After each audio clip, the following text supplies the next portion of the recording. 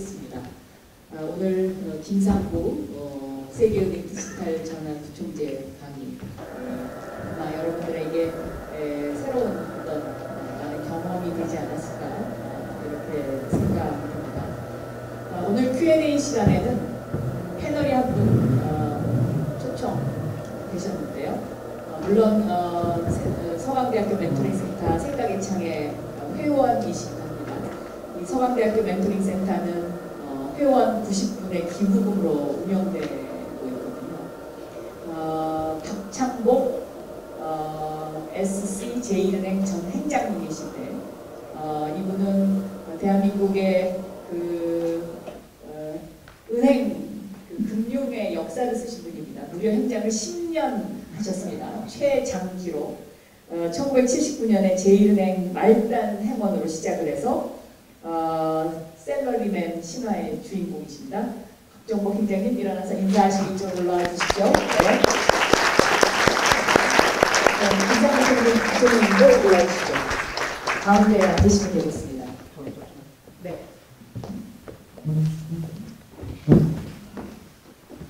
오늘 송도에서 디지털 지식센터 개소식을 하셨죠? 저희가 센터는 송도에 개소할 건데요. 오늘 행사는 여의도에서 했습니다. 그러시군요. 네. 그러면 그 디지털 지식센터, 세계은행의 디지털 지식센터가 대한민국에 생긴다는 것은 굉장히 의미 있는 일인데 여기서 사람도 지금 앞으로 뽑으실 계획으로 알고 있습니다. 좀 학생들한테 인포메이션을 좀 드리면 어떨까요? 네. 저희 세계은행의 디지털 지식센터는 기본적으로 설립 취지는 한국에 갖고 있는 여러 가지 디지털의 역량과 정책의 경험과 산업의 트렌드를 잘 정리해서 그 세계 각국의 개도국들이 잘 활용할 수 있도록 전파하려고 하는 취지로 만들었습니다. 그 과정에서 저희가 디지털 지식센터를 초기에 출범했고 앞으로 더 성장할 것을 기대하지만 지금 약 한 8명 정도의 직원을 선발하고 있습니다. 네. 그래서 그 과정에서 지금 많은 한국의 젊은 인재들을 찾고 있고요. 적어도 그 중에 반 이상은 아마 한국인이 될 것이고, 다 한국인으로 뽑지는 않을 겁니다. 왜냐하면 그 다른 나라들과 또 교류를 해야 되기 때문에. 그렇지만 여기에 계신 많은 학생들이나 젊은 디지털과 관련된 관심 있는 분들이 참여하시고 아마 지원하시면 저희도 좋은 계기가 되고 도움이 될 것 같고요. 그런 면에서 저희가 많은 인재들을 찾고 있다는 말씀을 드립니다. 네, 많이 관심 가져주시고요. 먼저 우리 박종복 전 행장님께서 같은 금융인으로서 세계은행 그리고 SE 제일은행 금융인으로서 여러 가지 질문이 궁금하신 게 많이 있으실 텐데 먼저 질문 좀 해주시죠. 네, 여러분 반갑습니다. 오늘 시간이 길지 않으니까 우리 학생분들 또 제일 궁금한 거는 본인들의 어떤 미래잖아요, 그죠? 이제 디지털 AR을 얘기하는데 비포 애프터가 전혀 다른 세상에 살게 되고 여러분들이 이제 앞으로 긴 사회생활을 하게 되면 과거 저희가 살던 그 전통적인 시대의 어떤 이런 잡이라고 할까요? 나의 인생을 살아가는 그런 데 있어서 모든 것이지 전혀 겪어보지 않은 다른 세상이잖아요. 근데 오늘 우리 부총재님이 하루 일정을 한국에 왔는데 여기 와주신 거는 정말 신의 한 수 같아요. 그래서 하시는 일이나 또 이 백그라운드 어떤 프로파일을 보면 이분 커리어가 굉장히 좀 재미있으시잖아요. 행시되셔가지고 공무원하시다가 청와대도 계시다가 LG 갔다가 구글 갔다가 국제기구까지 가셔서 이러한 어떤 이런 삶의 궤적이 앞으로 여러분들이 살아갈 글로벌 선진 대한민국의 젊은이들의 미래 같아요. 그래서 한국의 마켓에 여러분들이 나는 가수면 이렇게 평생 좌우를 하겠다 이런 시대가 아니잖아요. 굉장히 이걸 보면 오늘 설명을 드리면 우리가 정말 대단한 나라에 살고 있구나. 젊은 사람들 굉장히 부모 세대에 비해서 불행하다고 말씀도 하시지만 결국 대한민국을 나가보면 저도 이제 우리 스나 차터드 뱅크가 HSBC 은행과 같이 영국의 대형은행이고 이제 전 세계적인 은행이에요.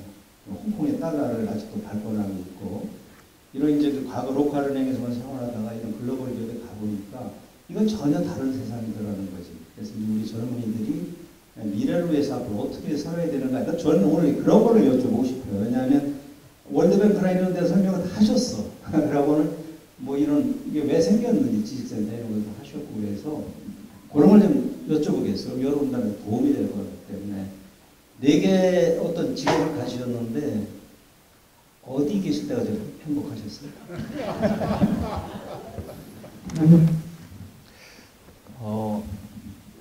사실 늘 행복했습니다. 어느 하나 사실 애정을 갖지 않고 한 일은 없었던 것 같고요. 다만 제가 이제 그렇게 옮기게 된 이유를 좀 먼저 말씀드리면, 사실 한국에 처음에 제 경력을 예전에 정보통신부에서 시작을 해서 당시에 이제 그 디지털 개발, 당시는 정보화 개발 기획이죠. 정보화 기획 업무를 하면서 너무 많은 보람도 느끼고 이 디지털 산업과 분야에 대한 매력을 느꼈는데요. 하다 보니까 산업이나 민간의 역할이 너무 중요한 거예요. 그래서 정부가 하는 역할들도 분명히 있지만 기업이 이 분야에서 해야 되는 역할들도 많다라는 생각을 하게 돼서 한국의 기업으로 옮기게 됐고요. 한국의 기업에 있다 보니까 글로벌한 회사들의 영향력도 무시할 수가 없고 그들이 하는 비즈니스 전략이나 글로벌 생태계가 사실 영향을 너무 많이 미치기 때문에 그분들이 하는 일들을 제가 직접 경험해 보거나 알지 못하면 사실 또 한국 내에서는 또 한계가 있겠다고 느꼈어요. 그렇게 해서 또 글로벌 기업으로 옮기게 됐고요. 하다 보니까 이제 민간 기업에서 할 수 있는 또 개인의 역할이라는 거는 또 어떻게 보면 또 한정적일 수밖에 없잖아요.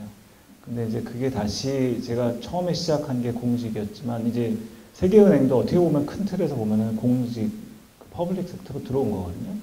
그래서 다시 공적 영역에서 좀 더 많은 경험과 기여를 할 수 있으면 좋겠다라는 생각의 흐름으로 이렇게 옮기게 됐습니다.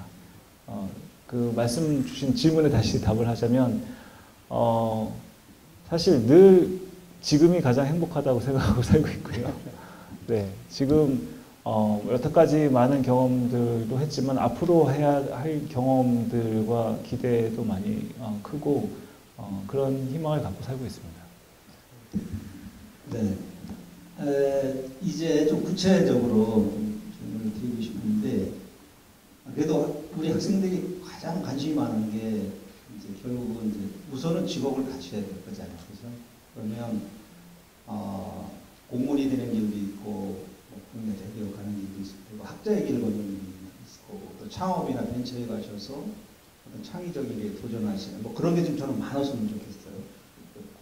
또 국제기구나 이런 데 가실 또 꿈을 갖고 계신 분들 계신데 모든 분야에서 닭을 경험하신 선배이기 때문에 우리 학생들이 지금부터 어떤 준비를 해야 되는지 어떠한 데 관심을 가져야 되고 어떤 분야의 역량을 좀 내가 키워야 되는지 물론 이제 전문적인 역량보다 학부적인 이제 여기는 이제 이제 기초적인 기본적인 펀더멘털한 그런 전공을 다지는 어떤 과정이라고 보지만 이런 부분에 있어서 좀 어떤 부분에 좀 부총재님 경험에 비추어서 그런 부분들을 좀 관심을 두고 자기 역량 개발을 해야 되는지 이런 부분에 대해서 설명해 주시면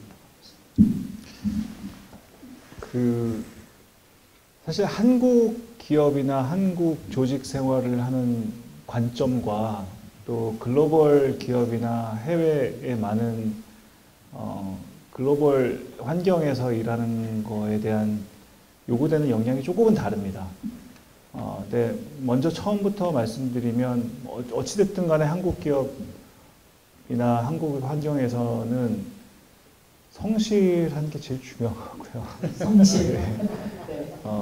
그리고 뭐 이거는 사실 글로벌이나 한국이나 크게 상관없이 중요한 거는 결국은 다 인간관계인 것 같습니다. 사람한테 내가 얼마나 좋은 사람이 되느냐, 그러니까 그리고 내가 다른 동료들, 직원들, 파트너들한테 얼마나 쓸모있고 도움이 되는 사람인 것인가가 가장 중요한 요소이고요. 글로벌 환경으로 왔을 때 조금 더 이제 해외 기업이나 외국계 기업이나 글로벌 취업에 관심 있는 학생들이 계시다면 한국보다는 좀 더 다양한 표현력, 커뮤니케이션 스킬, 비단 영어의 문제는 아닙니다. 뭐 대부분 한국 젊은 학생들도 영어는 잘합니다. 이제 그런 어학적인 문제라기보다는 좀 더 다양한 방식으로 자기를 표현하고 자기 남들을 설득하고 하는 것들이 더 중요한 환경이거든요. 글로벌 환경에서는. 그리고 자기가 하는 성과에 대해서 잘 또 설명할 수 있어야 되고, 그래서 그런 면에서 좀 더 많은 활발한 표현력 또 아니면 프레젠테이션 스킬 이런 것들을 많이 키우시는 게 좋을 것 같습니다. 네. 박종복 회장님도 원래 제일은행으로 입사하셨다가 스탠다드 차터스 제일은행이 됐잖아요. 그러니까는 한국토정은행에서 이제 글로벌 은행으로 바뀐 건데 동의하십니까? 지금 하신 말씀. 굉장히 제가 겪은 과정 공감가는 말씀을 해주셨어요. 저희도 아까 한국 1등하던 로컬은행에서 영국계 은행으로 간 딱 20년 됐거든요. 2005년에 이수가 됐고 제가 행장은 그 후로부터 10년 후에 했어요. 2015년부터 금년 1월까지 그만 10년을 했는데 말씀하신 거 그대로예요. 한국인들은 성실하고 윗사람이 지시하면 밤을 새워서라도 하고 소위 진국이라고 표현을 하지. 그냥 됐어. 이런 거가 이제 미덕이었잖아요. 근데 이렇게 바뀌고 나서 보니까 이 외국 애들은 지나치다 싶을 정도로 자기의 어떤 그 표현, 자기가 이루는 퍼포먼스에 대한 어떤 그 명확한 자기 의사 표시 이런 거 하는 거예요. 근데 우리는 그런 것이 뭐라고 할까요? 좀 전부 다 이게 못 하는 거예요. 그런 걸 해보질 않아서. 그래서 우리가 100을 일을 했으면 10밖에 못 갖고 와요. 근데 이렇게 글로벌 기업에서 큰 애들은 100을 하고 200을 받아가는 거예요. 그래서 이것이 우리가 이제 우리 젊은 사람들은 당당하잖아요. 선진국에서 태어나서 잘 교육받고 요즘 젊은 한일 뭐 이렇게 젊은이들 교류하는 거 굉장히 저는 보기 좋은데 서로 간의 어떤 그 자격지심이나 거리감 없이 당당하게 이제 당연히 선진국의 우리 학생들이다. 저희 세대는 그렇지 못했거든요. 그래서 항상 이제 그런 어떤 좀 하고자 이룬 것에 대한 평가를 못 받았는데 이게 20년 하다 보니까 저도 이제 완전히 선수가 됐죠. 그래서 이제 그런 어떤 여러 가지 부분에 대한 부분이 디벨롭이 되고 그랬어요. 그래서 우리가 이제 이 국제사회나 글로벌에 이렇게 나서기 위해서는 우리가 할 수 있는 모든 거에 대해서 자기 표현력을 충분히 길러야 된다. 아까도 얘기했지만 영어 잘하는 부분과는 또 다른 문제예요. 그래서 그런 부분에 있어서 또 여러 가지가 있겠지만 굉장히 공감 가는 말씀 해주셨어요. 그래서 학생들 입장에서는요, 이 뭔가 국제기구 글로벌화 하려면 내가 영어를 네이티브 스피커처럼 잘해야 되는 거 아닌가? 뭐 이제 이런 약간 두려움이 있을 것 같은데 어떠십니까?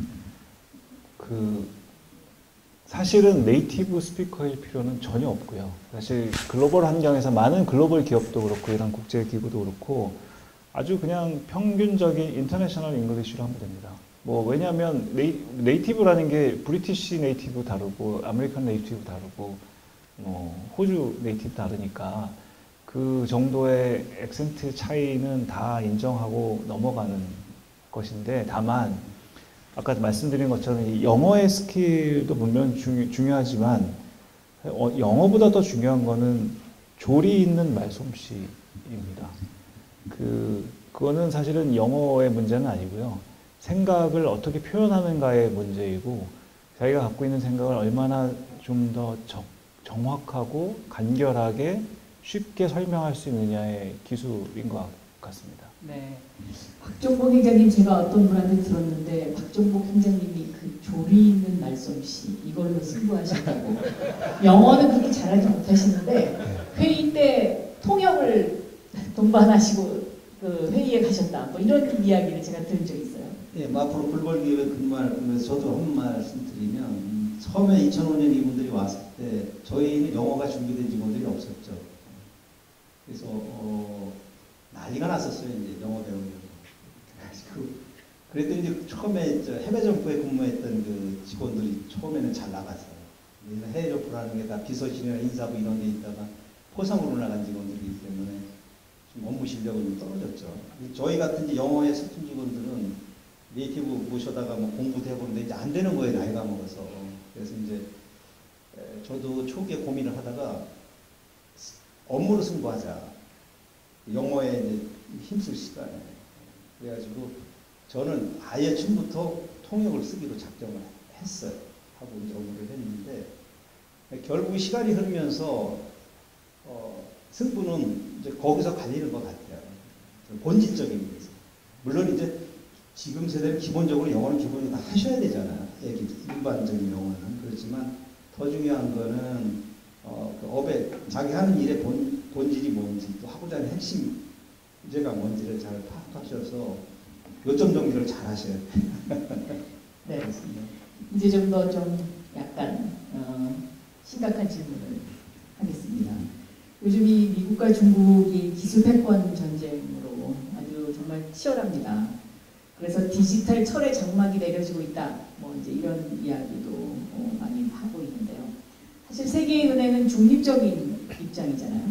그럼 이런 중립적인 시각에서 봤을 때 한국의 역할이랄까요? 한국이 이 미국과 중국 사이에 끼어서 이게 앞으로 어떻게 해야 되는지 여기에 대한 어떤 부총리님의 견해가 좀 있으십니까?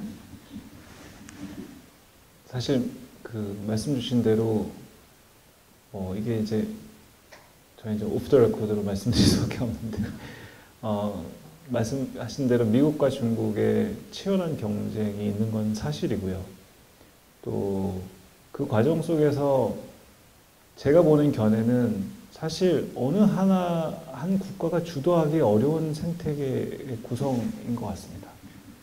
예를 들면 기본적인 AI에 대한 칩셋이나 솔루션들에 대한 기초 기술들은 미국이 굉장히 많이 갖고 있지만 그거를 제대로 생산하는 제조 역량이나 또 기본적으로 거기 위에 어플리케이션을 올리는 형태의 역량을 보면 사실 중국의 기술 생태계를 무시할 수가 없거든요. 네, 그래서 그 둘이 아마 계속적으로 경쟁하면서 나갈 텐데 문제는 그 나머지 국가들이 격차가 너무 크기 때문에 사실 미국이 예를 들면 이게 정확한 표현은 아닙니다만 AI가 100이라고 그러면 미국이 한 60쯤 갖고 있고요. 중국이 한 30쯤 갖고 있고 나머지 국가들이 그냥 10을 나눠 갖고 있는 정도의 상황인데 그 중에 한국이 2위를 갔냐 3위를 갔냐 약간 이런 상황입니다. 사실은 지금. 중에서. 네. 네. 그렇지만 이제 한국이 거기서 이제 그 중간에 어떤 그 역할을 잘 한다면 중국이 갖지 못한 많은 역량들을 보완할 수도 있을 것이고 미국이 또 제공하는 많은 부분들을 제공하면서 한국이 갖고 있는 소위 말하는 한국만의 고유의 모델에 관심 있는 또 제3국가들하고의 협력을 잘 이뤄낸다 그러면 뭐 중동이라든지 아니면 뭐 아시아 국가들이라든지 이런 국가들은 여전히 한국의 모델에 관심이 많고요. 그렇게 해서 조금씩 연대를 해가면서 저희의 입지를 좀 늘려나갈 수 있는 기회는 있지 않을까라고 생각합니다. 네, 최근에 제가 뭐 이런 이야기를 들은 적이 있어요. 이슬람 문화권, 그 중동을 비롯한 이슬람 문화권 같은 경우에는 이 기독교 문화권하고 그 AI가 섞일 수 없기 때문에 오히려 소버린 AI에 그래서 더 관심이 많다. 네. 그래서 한국이 거기에 아마 기회가 있을 거다. 이제 이런 이야기를 들은 적이 있는데 맥을 같이 하는 얘기인 것 같습니다. 네. 실제로 그런 사례들도 많이 있고요. 네. 중국, 사우디아라비아하고 한국 기업들이 합작해서 소버린 AI 관련된 사업들도 많이 하고 있는 걸로 듣고 있습니다. 네. 그 한국 정부가 세계은행의 국제개발협회에 기여금을 전년 대비 45% 늘리겠다 이렇게 네. 밝혔어요. 그러면은 이렇게 한국이 이런 기여를 많이 하면 한국의 목소리도 자연히 커지는 겁니까? 네. 맞습니다. 사실 여기 전공에 따라서 다 이해 못 하시겠지만 국제 정치 질서는 한 국가 내의 민주주의 체제하고는 전혀 다릅니다. 완전 힘의 싸움이고 거의 야생과 정글의 싸움이고 자기의 세를 과시하는 싸움인데요. 그런 면에서 이 국제 정치 무대에서 이제 이것도 이제 세계은행의 지분이라는 것도 자기의 영향력을 얼마나 높이냐의 문제고요. 자기 지분이 많은 만큼 본인 국가의 기업과 본인 국가의 국민들이 그 조직에서 기회를 더 많이 부여받을 가능성이 높습니다. 왜냐하면 그런 힘의 싸움을 하고 있으니까요. 그래서 그런 면에서 한국이 최근에 그 기여를 늘린다는 것은 저희한테는 저희 기업에게도 또 한국인 직원들에게도 큰 기회가 될 것으로 보고 있습니다. 부총재님한테도 좋은 것 같아요. 네. 네, 그 기회를 좀 잘 활용하셔서 우리 학생들이 글로벌화되는데 세계로 진출하는 데도 많이 그 브릿지 역할을 해주시면 참 좋을 것 같다는 생각을 합니다. 아까 강의하시면서 세계은행의 목표가 이 디지털을 이용해서 세계의 각국의 격차를 줄이는 거다 말씀을 하셨는데 목표는 그렇지만 실질적인 상황은 이 디지털로 인해서 오히려 더 양극화가 심해지는 거 아니냐, 또 AI로 인해서 이것이 더 벌어지는 거 아니냐. 사실 현실은 지금 그렇게 가고 있지 않습니까? 그 갭을 어떻게 메꾸실 수 있을까요? 방금 말씀 주신 말씀이 맞고요. 다만 이제 디지털이 그 갭을 심화시키는 게 결과적으로 현상적으로는 맞을지 모르지만 그 또한 사실 저희가 피할 수 없는 혁신의 흐름이기 때문에 그렇죠. 네. 그거를 앞서간 사람의 발목을 잡을 수는 없는 상황이고요. 그렇기 때문에 뒤에 가는 분들을 어떻게든 등을 떠밀어서 뒤처지지 않게 하는 것만이 유일한 방법인데요. 네.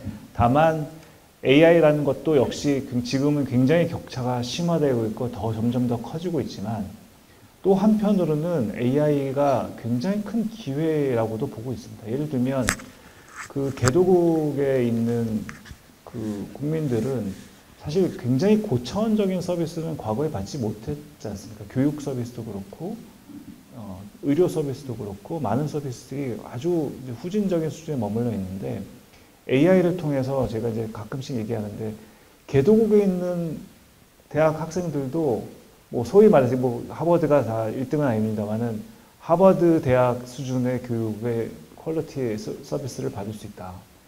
뭐 미국의 뭐 제일 유명하다고 하는 예를 들면 존스 홉킨스 의료진이 할 수 있는 다이그노스틱 처방이나 진단 혜택 정도의 수준의 의료 서비스를 개도국도 받을 수 있다.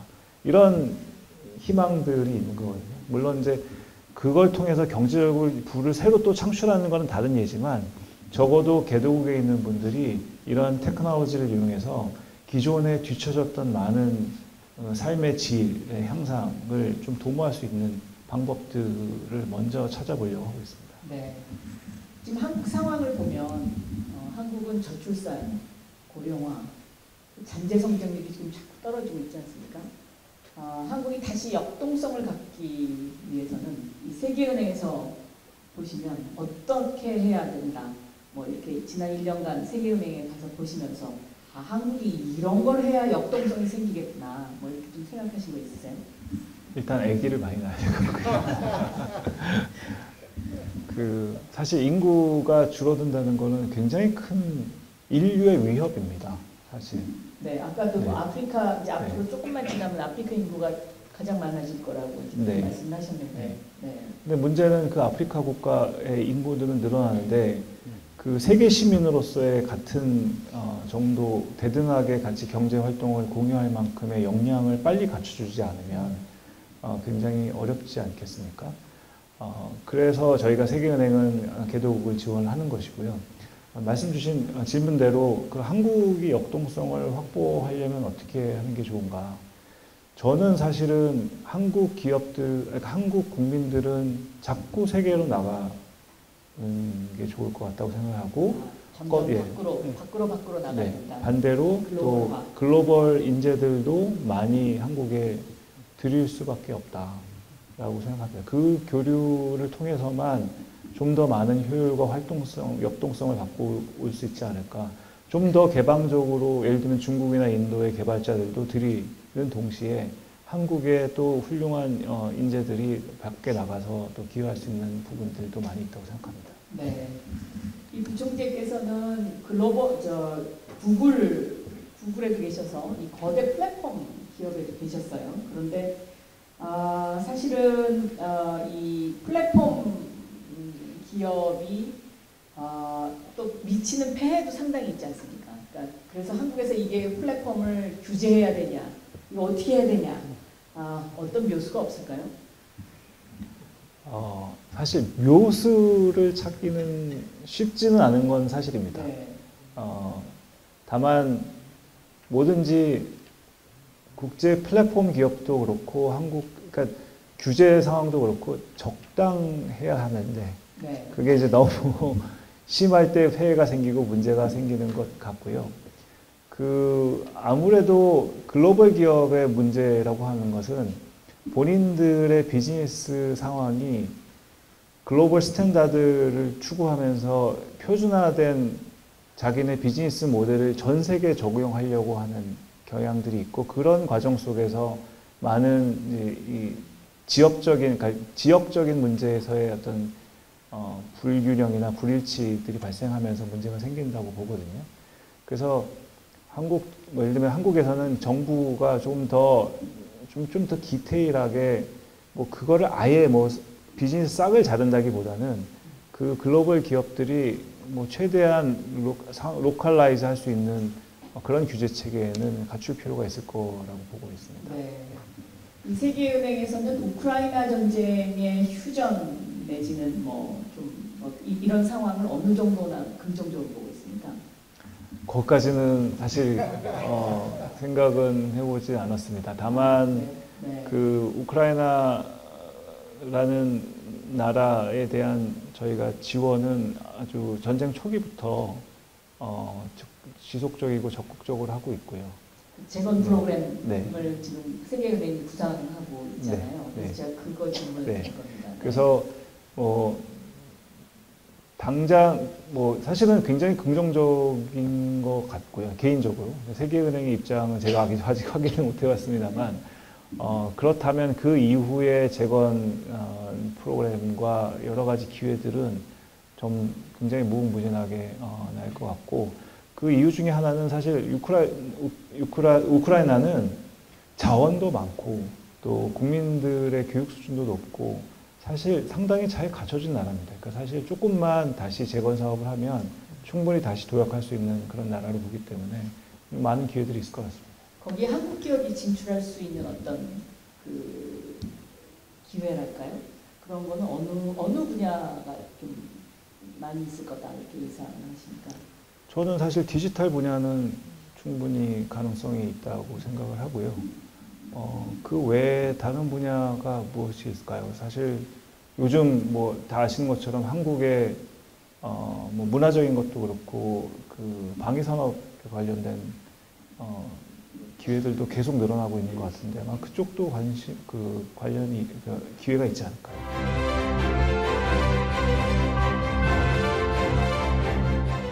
그러면 사전 질문 하신 분이 있어서 소개하겠습니다. 화공생명공학과의 강지은 학생인데요. 가상화폐의 미래를 어떻게 보시나 이 질문을 하셨네요. 네. 박종복 회장님도 답변 준비해 주세요. 네. 가상화폐는 아직 예단하기는 이르다고 보고 있습니다. 세계은행의 입장에서는. 물론 기술적인 트렌드나 마켓의 상황을 보면 분명히 그쪽으로 진화, 발전해 가고 있는 것 또한 사실입니다. 그러니까 어떻게 보면은 이제 시간의 문제이긴 할 텐데 그 시간이 어느 정도 빨리 올 건지는 사실 세계 각국의 규제 체계가 어떻게 정비되느냐에 따라 달라지는 것이고요. 사실은 금융업이라는 거는 기술의 진화에 영향을 많이 받기도 하지만 사실은 기본적으로는 규제를 받는 산업이고요. 정부의 역할이 굉장히 중요한 산업입니다. 그래서 정부가 어떤 스탠스를 정하느냐에 따라서 많이 바뀔 것 같고 특히 이제 그 가상화폐나 크립토 중에서도 이제 소위 말해서 스테이블 코인이라고 하는 가상화폐들이 이제 국가의 근간의 기축 그 기술로 쓸 수 있느냐 없느냐들이 많이 실험이 되고 논의가 되고 있는데 여전히 아직은 방향이 정해져 있지는 않지만 대부분의 중앙은행들은 실제로 민간의 스테이블 코인을 제대로 활용하기보다는 중앙은행이 중심이 돼서 발행하는 국가 가상화폐의 모델들을 더 많이 생각하고 있는 추세로 저희는 이해하고 있습니다. 네, 박 팀장님 의견 어떠세요? 네. 저는 동의하고요. 제가 아침 공부 모임에 최근에 그 홍익대 이현준 교수가 와서 아시죠? 건축학과 교수 하버드에서 본 거. 그 인류 진화적인 측면에서 여러 가지 그 건축사적인 측면에서 얘기하다가 이제 플랫폼 세상이잖아요. 그래서 미래 플랫폼은 블록체인으로 갈 수도 있다. 이 부분을 간과하면 안 되겠다라는데 저는 동의합니다. 기본적으로. 오늘 아침에 뭐 조선일보나 이런 데 보면 굉장히 또 이제 가상화폐들 부정적인 누가 이렇게 부정작성 받은 데 쓰셨고 하는데 결국은 이제 뭐 거긴 그런 비유를 했죠. 이거 트럼프 비즈니스다. 트럼프의 정치력이 좀 약하기 때문에 뭐 지금 최근에 떨어졌다 이런 얘기도 했지만 결국 이제 은행 기존의 레거시 우리 전통 은행들로 봐서는 또 굉장히 큰 도전이에요. 왜냐하면 디파이낸싱 그러니까 소위 얘기해서 탈중앙화하는 그런 어떤 거잖아요. 이것이 그래서 막말로 이제 예를 들어 은행에 와서 제일 좋은 수익원 중에 하나가 이제 외화 성금 같은 것인데 이것이 이 블록체인으로 뭐또 스테이블코인으로 이렇게 되기 시작하면 은행은 수익원이 없어지는 거잖아요. 예를 들면 그래서 은행들도 이 부분에 대해서 어떻게 같이 이제 이 부분을 같이 또 살 방법을 찾을 것인가 해서 글로벌 은행들도 많은 부분 투자를 하고 있어요. 그래서 이제 결국 스테이블 코인이나 이런 블록체인에 대한 플랫폼 같은 거는 되돌릴 수는 없을 거라고 저는 생각을 해요. 근데 이제 어떤 그런 그 전개 과정이나 이런 부분이 부총장님 말씀하셨지만 결국은 정부의 규제와 여러 가지 이런 부분들이 있어서 맞물려 가는 것이기 때문에 이건 조심스럽게 접근하는 것이 보수적으로 접근하는 것이 좋겠다. 그렇지만 이 미래의 어떤 도덕이 흘러가는 이 트렌드를 놓쳐서는 안 된다는 제언은 반드시 드리고 싶어요. 그래서 그런 부분에 있어서 우리 전문가들도 좀 관심을 갖는 게 필요하다 생각합니다. 네. 이제 플로어에서 질문 받도록 하겠습니다. 질문 있으신가요? 네, 저기 뒤에 네, 남학생. 네, 어디 학교 누구신지 밝혀주시고요. 네, 저 서강대 경제학과 25학번 강영을 하고 있습니다. 제가 질문 두 가지 정도 드리고 싶은데요. 첫 번째로 그 월드뱅크에서 운용하는 펀드가 어떻게 확보되는 것인지가 궁금하고요. 이제 이 규모가 되게 막대하잖아요. 이 자금으로 세계 경제에 지원이 될 텐데 이 세계 경제의 소득 불평등이 해소돼야 되는 이유나 당위성에 대해서 여쭤보고 싶어서 질문했습니다. 네. 그 기본적으로 저희가 매년 추가로 그 지원하는 금액은 아까 말씀드린 대로 한 117빌리언 정도 된다고 말씀드렸으니까 한 150조 남짓 될 텐데요. 전체 운영하는 규모는 500빌리언, 그러니까 약 한 700조 정도가 됩니다. 그거의 기본적인 소스는요. 아주 기본적으로는 각 정부 국가에서 갖고 있는 지분들을 다 납입을 합니다. 한국 정부도 약 제가 알기로는 한 5조 정도의 지분이 있고요. 그게 한 1.7% 정도 될 겁니다. 미국 정부가 제1대 주주로서 가장 크게 갖고 있고 한 7% 정도 갖고 있고 그런 각 정부의 지분이 이제 모여서 이것도 은행이고 비즈니스니까요. 어떻게 보면 그래서 정부가 각출한 금액이 기본 모태가 되고요. 근데 그것만 가지고 운영하지는 않고요. 저희가 이제 운영을 하면서 노하우가 쌓이고 또 월드뱅크도 신용이 쌓이기 때문에 추가 자금이 필요할 때는 각 정부가 납입하는 자본에만 의존하진 않고 저희가 또 론을 또 받습니다. 저희 신용을 바탕으로 민간 금융기관으로부터 론을 받아서 그 자금을 가지고 좀 더 좋은 데다 쓰기 위해서 또 그 자금을 운용하고 그런 방식으로 하고 있고요. 그거는 대부분의 이제 그 론 사업은 그렇고 실제로 뭐 이렇게 정책 지원이나 테크니컬 서포트를 하기 위한 다양한 컨설팅 사업도 하고 있거든요. 그런 것들은 또 별도의 도너들한테 출연금을 받아서 그거는 또 별도로 또 운영합니다. 네. 또 질문 있으십니까? 네, 저 뒤에 남아계세요. 그리고 그 다음에 여기 가운데 그렇게 순서로 가죠. 네. 네, 오늘 총재님 총재님 강연 감사드립니다. 저는 특히 마지막 PPT 슬라이드에 그 어떤 AI의 디지털 전환을 단순한 기술이 아니라 어떤 그 소득의 재분배 수단으로 이렇게 거의 볼트체로 쓰신 게 되게 인상 깊었고 네, 오늘 강연 잘 들었습니다. 제 질문은 크게 두 가지인데요. 어느 학교에? 죄송합니다. 네, 서강대학교 경제학과 22학번 학생입니다. 제 첫 질문은 크게 두 가지인데요. 일단 첫 번째 질문은 이게 아무래도 어떤 세계은행이 어떤 국제기구다 보니까 어떤 정책적인 결정을 하는 과정에서 어떤 복잡한 정치적 이해관계가 이제 완벽히 배제할 수는 없을 것 같습니다. 아까 전께서 그 사회자분께서 말씀하신 어떤 중국과 미국의 패권 전쟁과 같은 거를 연관해서 부총재님은 한국인이시고 또 어떤 한국인으로서의 아이덴티티를 가지고 있는 동시에 또 어떤 국제기구에서 일하시는 어떤 국제적인 관점의 아이덴티티를 동시에 가지고 계십니다. 이러한 상황에서 어떤 다소 조심스럽지만 어떤 북한 문제라든가 이런 거를 배제하기가 되게 어려울 것 같은데 이런 복잡한 정치적 이해관계가 얽혀있는 상황 속에서 세계은행은 어떤 의사결정을 통해서 이제 정책을 결정하는지 조금 일단 첫 번째로 궁금하고요. 그리고 두 번째로 여기 강연장에 와주신 대부분 학생들이 이제 경제학 전공자인 걸로 알고 있습니다. 그래서 서울대학교에서 경영학을 공부하신 걸로 제가 알고 있는데 아마 저희 경제학과 전공자들이랑 비슷한 고충 또 고민을 가지고 계실 것 같습니다.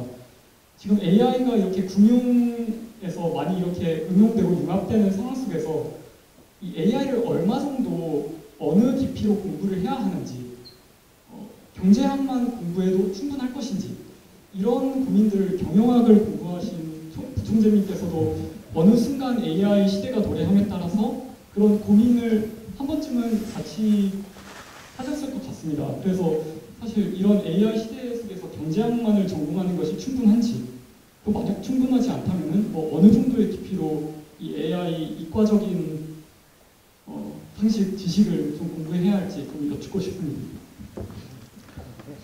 그거는 아까 첫 번째 질문하신 분의 마지막 제가 질문에 대한 답을 못했는데 그걸 같이 할게요. 왜 세계은행이 그 저개발국들을 같이 끌고 가서 이렇게 개발을 해야 되는가? 그거는 사실 분명합니다. 그 경제를 구성할 때 부자들이 있어도 부자들 혼자만 잘 먹고 잘 살 수는 없습니다. 같이 가는 게 사실 사회 정의에도 맞고 또 그게 어떻게 보면 부자들의 이익에도 맞습니다.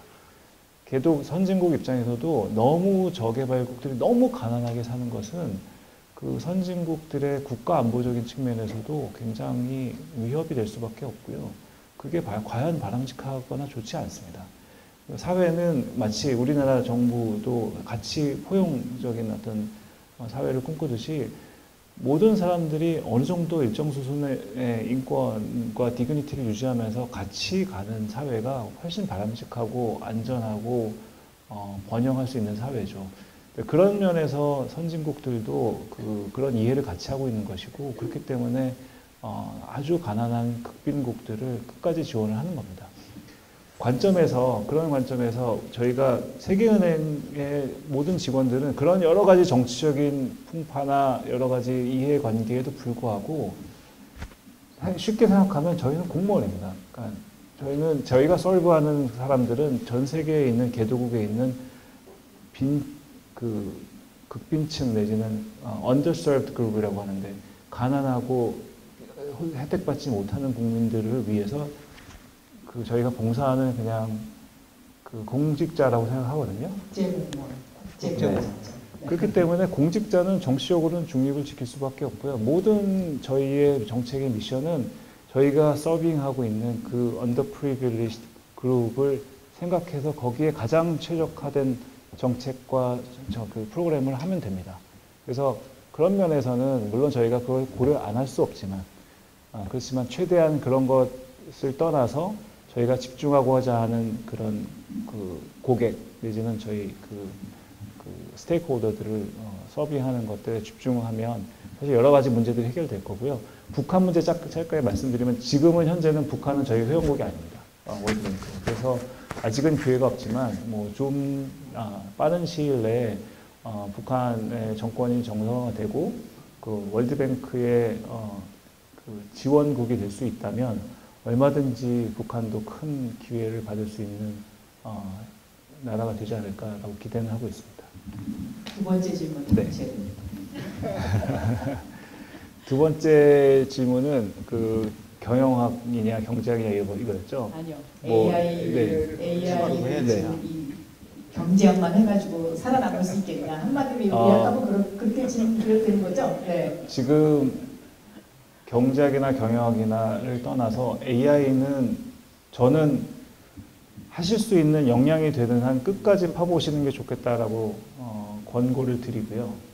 그런 과정 속에서 전공이라는 것은 물론 중요하지만 사실 전공대로 가지는 않을 것 같습니다. 앞으로의 직업의 생태나 군이 경제학을 나왔다고 해서 티피컬한 경제학과가 학생이 가야 되는 직업군이 있는 과거에는 있었지만 앞으로는 그런 경계가 허물어질 거고 저 또한 사실 저는 경영학 아까 제 전공 말씀드렸지만 제 학부 생활 내내의 대부분의 시간은 경제학을 하면서 보냈습니다. 고시 공부를 했기 때문에 그래서 사실 어떤 학문의 어떤 특정한 분야를 막 이렇게 딱 따지기보다는 내가 원하는 그 비전에 맞춰서 필요한 학문들을 잘 쫓아가시는 게 바람직하지 않을까 싶습니다. 네. 세 번째 질문. 네. 네. 그리고 네 번째 질문 하시죠. 네, 반갑습니다. 한번 좀 뵙고 싶었는데 이 자리에서 한국에서 뵙게 돼서 반갑고요. 저는 학생은 아니고요. 서강대를 졸업한 과거 졸업생입니다.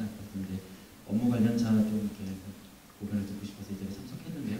지금 현재 저는 과학기술정보통신부의 무상원조 프로그램을 진행을 하고 있습니다. 근데 이제 월드뱅크의 섭외에서 관심이 좀 있었는데 지금 과기부에서 진행하는 방송 분야, 그 디지털 분야에서도 방송 관련한 무상원조 프로그램을 진행을 하고 있는데 월드뱅크에서 아까 보니까 이제 컨설팅이라든지 주로 차관 사업도 진행을 하신다고 들었습니다. 근데 이런 우리 정부의 어떤 무상 프로그램과 그 월드뱅크의 차관이나 컨설팅 사업하고 연계해서 진행하시는 그런 사업 사례라든지 어떤 계획이 있으신지, 그리고 아까 오늘 이제 디지털 글로벌 지식센터가 오픈했다고 했는데 특별히 그 디지털 글로벌 지식센터가 오픈하면서 그러한 활동 계획을 혹시 갖고 계신 어떤 계획이나 그런 것들이 있는지 궁금합니다.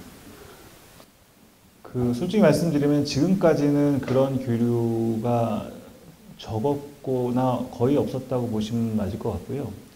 다만 이제 그런 무상원조 프로그램에 관해서 저희도 이제 같이 협력하거나 사이즈를 키울 수 있는 프로그램이 있다면 뭐 얼마든지 같이 해볼 수 있는 기회를 찾아볼 생각입니다. 특히 이제 디지털 지식센터가 그런 역할을 하게 될 거고요. 원조 그러니까 저희가 이제 론 사업 관련된 차관 사업 같은 경우에는 아마 한국의 과기정통부의 프로그램보다는 아마 뭐 수출입은행에서 하는 프로그램들과 연계해서 좀 더 사이즈를 키운다든지 이런 것들은 협력할 수 있는 기회가 많을 것 같습니다. 네, 이 송도에 세워지는 디지털 지식센터에 앞으로 이제 한 8명 정도 더 식구가 늘어나겠지만 지금 현재 두 분이 확정이 돼서 나와 계십니다. 한 분은 세계은행에서 파견 나오셨고 한 분은 서강대학교 졸업생이고 세계은행에 근무하신 적이 있는 분인데요. 최지훈 박사님, 네, 인사하시죠. 네, 궁금하신 거 앞으로 여기 최지훈 박사한테 많이 여쭤보시고요. 그 옆에 세계은행에서 파견 나오신 분은 부총재님이 직접 소개해 주시면 어떨까요? 저희 세계은행에서 나오신 자키라고 하는 분인데요. 저희 한국 사무소의 중추적인 역할을 하고 계시고 그 세계은행 그 지식센터 설립하는데 아주 같이 역할을 많이 해주신 한국 팀의 디지털 팀의 직원분입니다. Thank you for your attending. 네, 여기 학생. 네. 네, 여기. 네. 안녕하세요. 코믹대학교 25학번 다니는 사태현. 저 들으면서 많이 되게 궁금한 게 있었고, 좀 궁금한 게 있었는데요. 세계은행의 작은 지원 저소득 국가의 재정 의존도를 심화시킨다는 비판이 꾸준한데, 교촌제민은 자원 없이 자립을 가능하게 하는 구조를 어떻게 설계해야 한다고 보십니까? 그리고 또한 ODA와 민간 구조를 결합한 브랜디드 파이낸스가 확산하고 있지만 민간의 과도한 위험 회피로 실제 효과가 낮다는 평가도 있습니다. 세계은행은 이를 해결하기 위해 리스크 배분 구조를 어떻게 재설계할 계획입니까?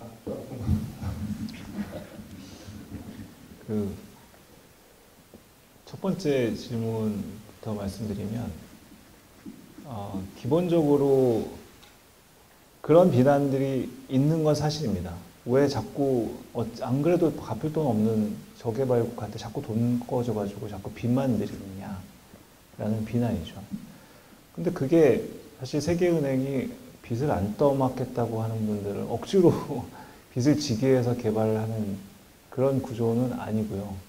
실제로 개발의 의지가 있고 다만 그런 과정에서 너무 재원이 없어서 하고자 하는 사업들을 못하고 경제 개발을 못하는 분들을 중심으로 저희가 지원을 하는 거기 때문에 사실은 실제로는 그런 우려들이 많지는 않습니다. 결과적으로 그 수원국 입장에서 그 돈을 효율적으로 쓰지 못했을 때 결과적으로 좀 안 좋은 결과가 나올 수 있는 여지는 분명히 있습니다만 그렇다고 그 빚을 늘리지 않기 위해서 그 지원을 끊는다면 정말 긍정적으로 더 발전하고 싶은 개도국들이 많은 기회를 잃는 거기 때문에 사실 그렇게 할 수는 없는 문제라고 보고 있고요.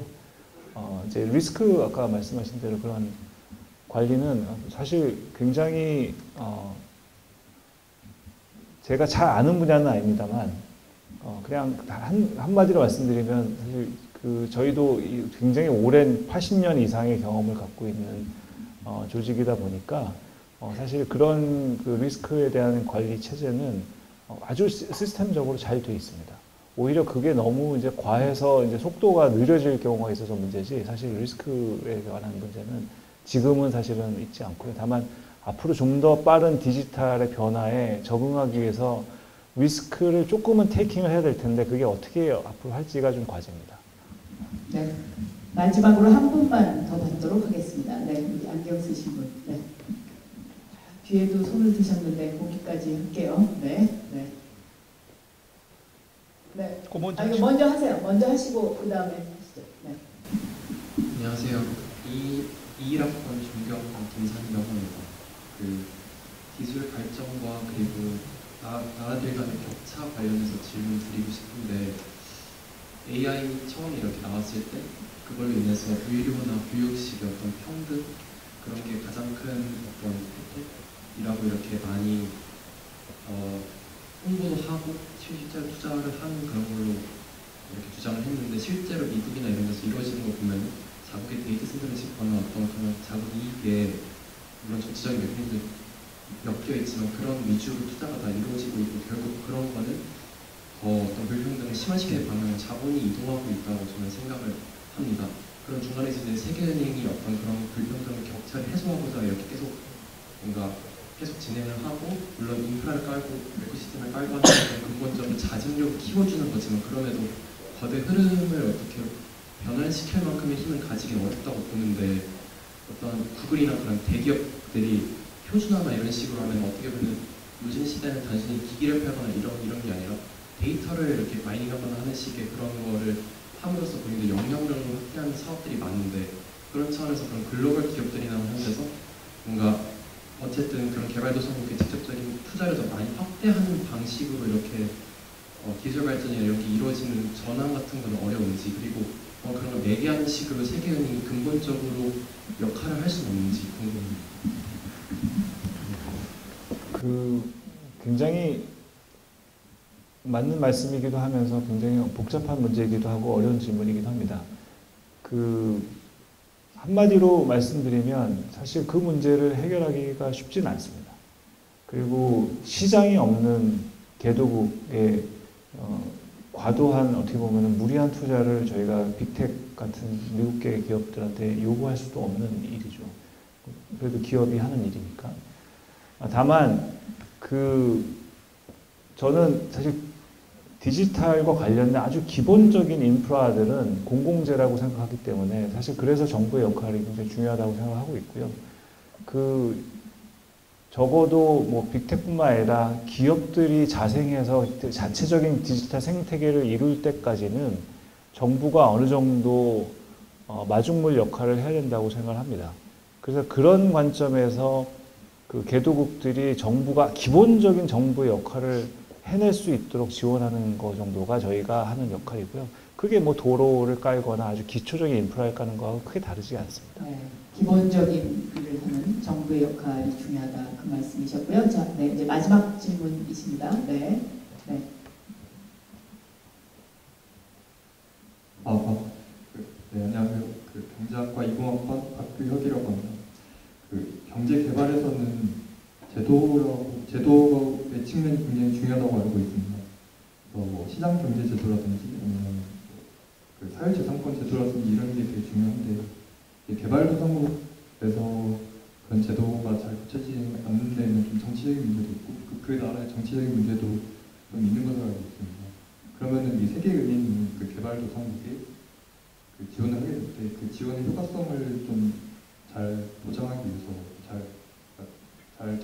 잘 되게 하기 위해서 어떻게 그런 문제들을 다루고 어떻게 좀 회피한 좀 잘 처리하는지 그 점이 좀 궁금합니다. 좋은 질문이시고요. 제도라는 거는 사실은 뭐 제대로 만들기 어려운 부분도 있지만 사실 저희가 개발 과정에서 보면 가장 하기 쉬운 제일 기초 작업입니다. 많은 개도국들이 굉장히 좋은 제도와 법을 갖고 있어요, 이미. 근데 문제는 뭐냐면 그거를 이제 영어로는 enforce라고 하는데 그거를 실제로 실행할 만한 역량과 노하우가 없는 것이 문제죠. 제도라는 거는 잘 갖춰져 있지만 그거를 실제로 구현할 수 있는 역량이 부족한 게 사실은 가장 더 큰 문제입니다. 그래서 저희 세계은행에서 하는 일들은 제도를 개선하는 일들도 분명히 하지만 그 제도를 실제로 운영할 수 있는 공직자들이나 그 관련자들이 어떻게 그런 경험들을 빠른 시일 내에 축적하고 그걸 실행해낼 수 있는가를 더 중점적으로 보려고 하고 있고요. 그런 면에서 좀 더 많은 트레이닝 프로그램이나 스킬 업스킬링이라고 하는 그런 프로그램들에 집중을 하고 있습니다. 네. 끝으로 제가 두 분에게 공통 질문을 드리겠습니다. 지금 돌아봤을 때 20대 청년 시절에 가장 잘했던 무모한 도전, 그리고 만약에 지금 20대 대학생으로 돌아간다면 절대 하지 않을 것 무엇일까요? 준비되신 분부터 먼저. 먼저 컨닝할 때. 네. 제가 20대 때 했던 사실 어찌 보면 무모한 도전은 공직자가 되고자 했던 도전이었던 것 같습니다. 사실 쉽지 않은 길이었기도 했고 또 사실 뭐 그렇게 좀 많은 이제 난관들도 있었을 것이고요. 그렇지만 가장 보람된 선택이었던 것 같고요. 공직자가 되고자 네. 했던 것. 네. 가장 후회되는 20대 때 도전이나 경험은 사실 너무 학점을 잘 받으려고 열심히 학교를 다녔던 것 같습니다. 지나고 나면 사실 그거보다 좀 더 그 시간에 막 학점 잘 받으려고 했던 활동보다는 좀 더 생산적인 일을 했었으면 어땠을까 하는 생각을 합니다. 네. 자, 박정복 행장님. 네. 저는 그 비틀즈에 빠져가지고 대한민국 1호 팝 컬럼니스트가 되려고 그 당시에 서적이 없어서 저 명동에 그 중국 대사관 이렇게 가는 그 골목에 그 외국 서적들을 거기서 팔았거든요. 공부하라고 맨날 이제 가서 그 공부해가지고 재수하면서도 음악 공부를 했다. 지금 생각하면 너무 철없고 무모한 그런 청춘을 보냈었고요. 이제 후회되는 건 20대 때 제가 이제 글로벌 기업에서 이제 이렇게 근무하게 될 줄 몰랐잖아요. 그 시대의 환경도 그래서 외국어 공부 안 한 거. 굉장히 후회가 됐는데, 그래서 저는 이제 우리 세대는 다 공부 안 하고 다 콩크릿이야 이렇게 했는데 막상 글로벌 회사 가보니까 제 또래 중에서도 정말 이렇게 해서 외국어 잘하는 친구 인재들이 너무 많았다는 거죠. 그래서 다시 20대로 돌아간다면 저는 외국어 정말로 한 5개국어 정도는 네. 한을 풀기 위해서 하지 않을까. 네, 충분히 이해가 됩니다. 네. 자, 오늘 세계은행의 김상구 부총재님 어제 입국하셔서 오늘 디지털 지식센터 개소하시고 내일 떠나시죠? 네. 굉장히 빡빡한 일정에 서강대를 찾아주셨습니다. 큰 박수 한번 부탁드립니다. 그리고 정말 대한민국 금융 역사에 10년 행장을 하신 분이 없어요. 이 10년 행장을 하신 우리 박정복 행장님 함께해 주셔서 너무 감사합니다. 이제 오늘이 12월 1일이지 않습니까? 2025년도 다 저물어 갑니다. 서강대학교 멘토링 센터 특강 아마 올해 마지막 특강일 거고요. 그리고 내년에 이제 특강 다시 뵙겠습니다. 그리고 내년에는 이게 정규 강좌도 생깁니다. 그래서 매주 수요일 오후 4시 반부터 2학점으로 멘토링 강좌가 생기니까 여러분 많이 관심 가져주셨으면 좋겠습니다. 올 한 해 마무리 잘 하시고요. 복된 한 해 또 새해 맞으십시오. 그리고 김상구 부총재님하고 박정복 행장님하고 사진 같이 찍기 원하시는 분 앞으로 다 나오셔서 함께 우리 사진 같이 찍었으면 좋겠습니다. 감사합니다.